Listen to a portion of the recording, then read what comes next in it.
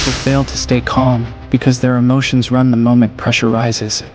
If you want to move through chaos without losing control, here is exactly how I would do it. Chapter 1.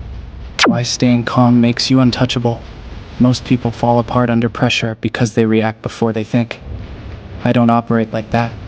And if you want to move through life without being pushed around, you can't either. Calm is not emotionless. Calm is controlled emotion. Calm is the ability to pause when everyone else panics. Calm is choosing your actions instead of being dragged by your impulses. When chaos hits, most people reveal their true selves. They let fear speak first. They let insecurity drive their choices. They let stress push them into mistakes. But the person who stays calm becomes the one everyone ends up watching. Because calm people don't lose position. They don't lose awareness. They don't lose power. When others crack, you rise simply by not collapsing with them. In every environment, calm becomes an advantage. It gives you more time to think. It makes you harder to manipulate. It makes your decisions sharper. It makes your presence stronger. People trust calm people more. People fear calm people more. Calm gives you leverage without having to ask for it.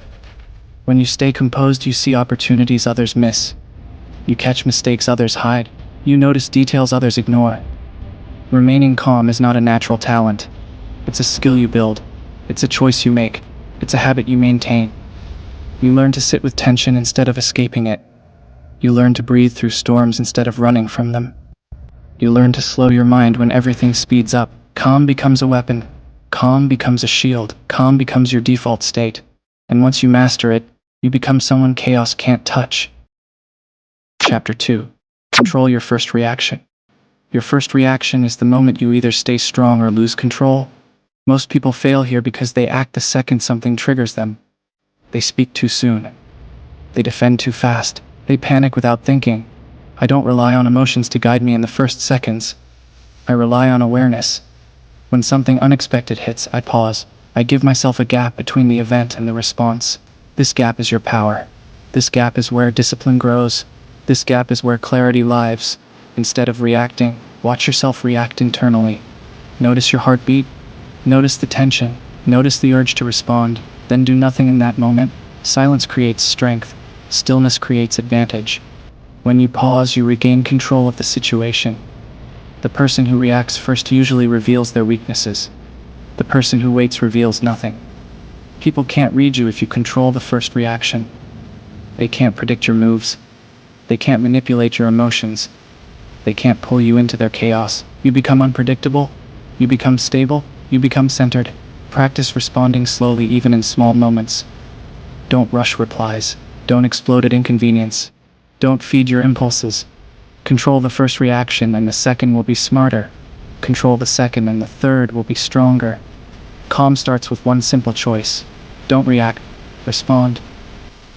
Chapter 3. Master your breathing under pressure. People underestimate how powerful breathing is in pressure situations. Your breath is the remote control to your nervous system. When it's fast, your mind becomes loud. When it's slow, your mind becomes clear. I use my breath as a switch that keeps me from spiraling. When chaos hits, I inhale slowly. I hold the air for a moment. I exhale even slower. This pattern forces your body to calm down. Your brain receives the signal that you're safe. Your anxiety loses power. Your focus returns. Your clarity sharpens. Panic cannot survive inside a controlled breath. Fear cannot grow in a steady rhythm. Stress cannot take over if you slow everything down internally. People crack because they breathe with their panic. I breathe with intention instead. Even in high-stress situations, my breathing stays steady. It keeps me grounded. It keeps me clear. It keeps me sharp. You can practice this anywhere.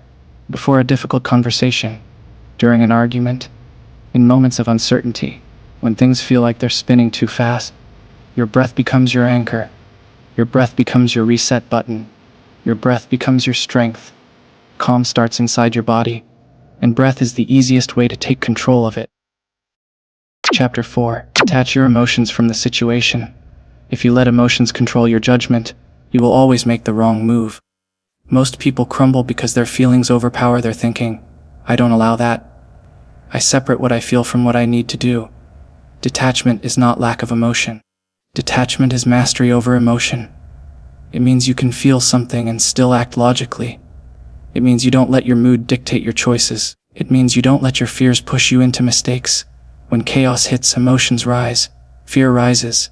Anger rises. Confusion rises. But you don't have to rise with them. You observe them instead. You look at them as signals, not commands. Emotions give you information, but they don't control your actions. Detachment allows you to think clearly, to plan better, to judge accurately. When others get emotional, they expose themselves. They speak too much. They move too fast. They show what they fear. You don't do that. You stay still. You stay neutral. You stay unreadable. And because you're calm, the situation bends toward your control. Detach from emotions. Act from clarity. That is how you stay calm when others can't. Chapter 5. Focus only on what you can control. People panic when they focus on things outside their control. I don't waste my energy doing that. I put my attention only on what I can influence. Everything else is noise. When a situation gets chaotic, I separate what's mine from what's not. My choices are mine. My behavior is mine. My discipline is mine. The rest isn't. You become calmer the moment you stop trying to change the things you can't. You free your mind. You sharpen your focus. You make better moves. Most people waste mental energy trying to control outcomes. I focus on actions. Most people worry about others' opinions. I focus on my response. Most people obsess over the future. I focus on the next step. The more you narrow your focus, the quieter your mind becomes. The quieter your mind becomes, the stronger you become. Control eliminates chaos. Control removes overwhelm. Control destroys fear. When you put your energy into your lane, you gain power. You gain stability. You gain confidence. Calm is built on control. Not external control, but internal control. The more disciplined your focus is, the calmer you become. Chapter 6. Train your mind through discomfort. Calm doesn't come from living an easy life. Calm comes from exposing yourself to controlled discomfort. The more stress you can handle in training, the more calm you stay in real chaos. I don't avoid discomfort. I walk toward it. I use it to build mental armor. Small daily challenges create strong internal stability. Cold environments, difficult tasks, hard conversations, uncomfortable silence. These moments shape discipline. These moments build resilience. These moments strengthen patience. Most people run from discomfort, and that's why they break when pressure hits. You won't break, not if you train your mind to endure. Discomfort stretches your limits. It quiets your fears. It expands your capacity. It teaches you that tension is survivable, that chaos is temporary, that you can handle more than you think. When you practice staying calm in discomfort, staying calm in real life becomes automatic. Strength builds through repetition, and calm is no different. The more you train it, the more unshakable you become. Chapter 7. Speak less, observe more. When chaos hits, most people talk too much. They talk to release stress. They talk to calm themselves. They talk because silence makes them uncomfortable. I don't do that. I speak only when necessary. Silence gives you power others don't understand. When you stay quiet, you observe more. You catch details others miss. You notice the real emotions behind people's words. You see the cracks in their logic. You read their intentions more accurately. Silence sharpens your perception. Observation strengthens your judgment. Calm requires awareness. And awareness grows when your mouth stays closed. People fear silence because they fear their own thoughts. You train yourself to be comfortable with it. You use silence as a shield. You use silence as a weapon. You let others reveal themselves first. The one who speaks first exposes their mindset. The one who listens first gains the advantage. In chaotic situations, I say less and watch more. This keeps me calm. This keeps me informed. This keeps me ahead. Speak less. Observe more. That's how you stay composed when others lose themselves. Chapter 8. Build a cold internal dialogue. Most people panic because their inner voice is weak. Their mind fuels their fear instead of guiding them.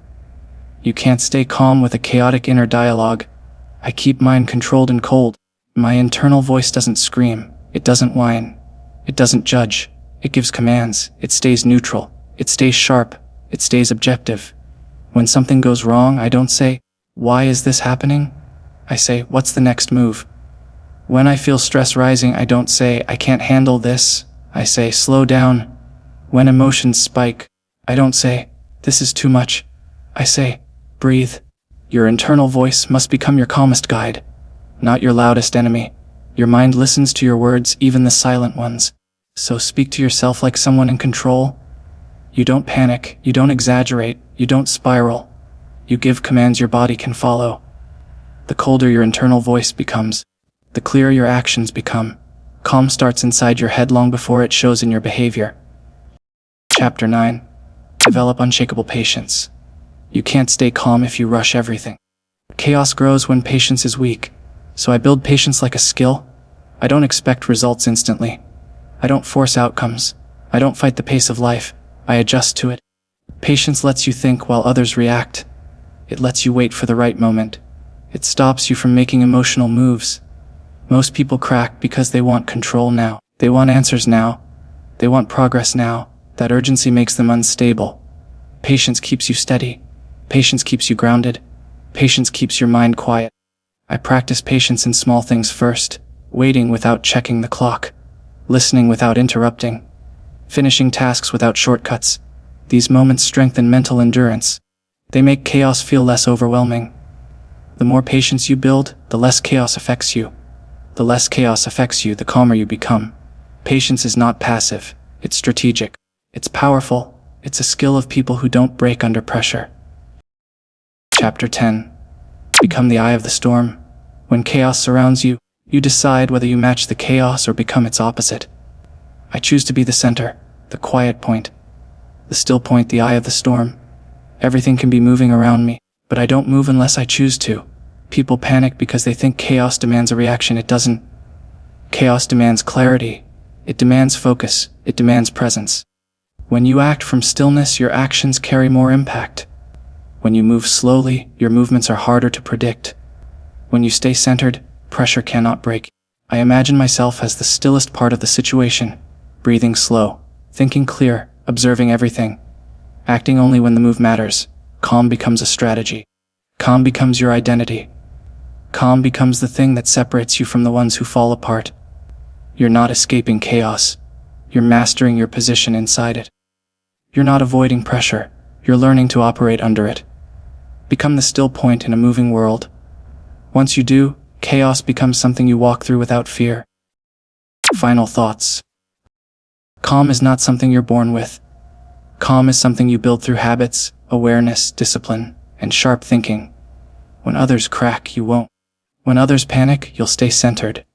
When others react, you'll respond with control. Your calm becomes your advantage. Your calm becomes your power. Your calm becomes the reason you stay ahead. Master calm, and chaos will never own you again. Be elite, stay elite.